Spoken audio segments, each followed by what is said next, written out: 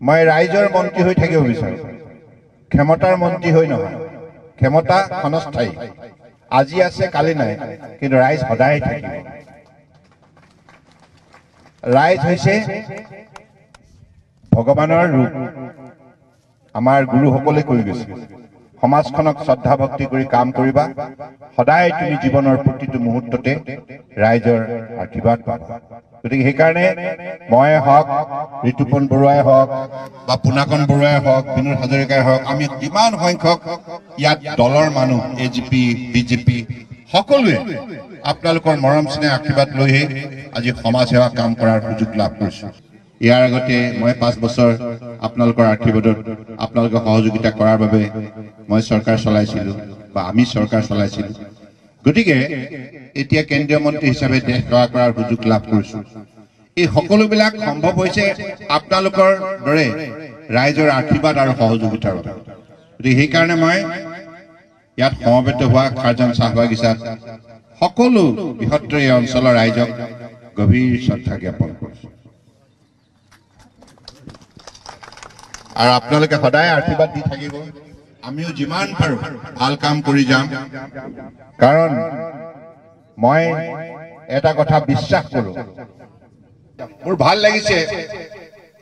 নিৰপেক্ষভাৱে এই বিজেপি নেতৃত্বাধীন মিত্ৰজোঁট চৰকাৰখনে কাম কৰাৰ বাবে ইয়াত 5জনকৈ মেধাৱী ছাত্ৰই 1 পইচা নিদিয়াকৈ চৰকাৰী চাকৰি পাবলৈ সক্ষম হ'ল গতিকে সুশাসন ব্যৱস্থাৰ যোগেদি অসমৰ 3,40 লাখ মানুহৰ আজি উন্নয়নৰ বাবে যিখিনি চৰকাৰে কাম কৰিছে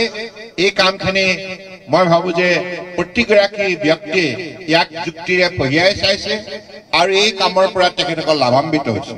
মই ৰাইজৰ মন্ত্ৰী হৈ থাকিব বিচাৰো ক্ষমতাৰ মন্ত্ৰী হৈ নহয়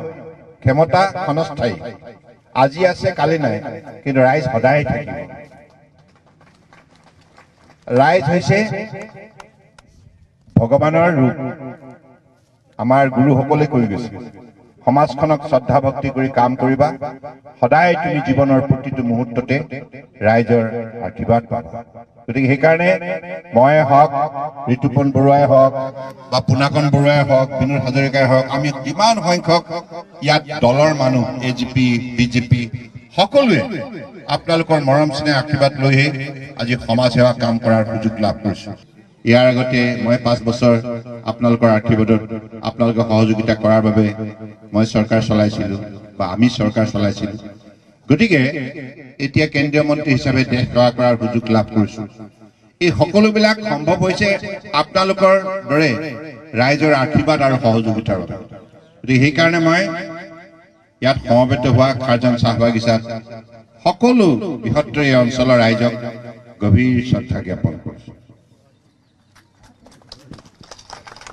আৰু আপোনালোকে সদায় আশীৰ্বাদ দি থাকিব আমিও যিমান পাৰো ভাল কাম কৰি যাম কাৰণ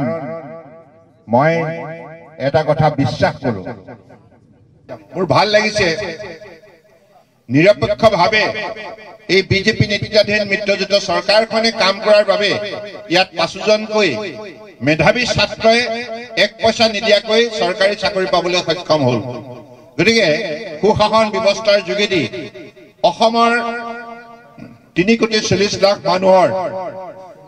আজি উন্নয়নৰ বাবে যিখিনি চৰকাৰে কাম কৰিছে এই কামখিনি মই ভাবো যে প্ৰতিগৰাকী ব্যক্তিয়ে ইয়াক যুক্তিৰে পঢ়িয়াই চাইছে আৰু এই কামৰ পৰা তেখেতসকল লাভান্বিত হৈছে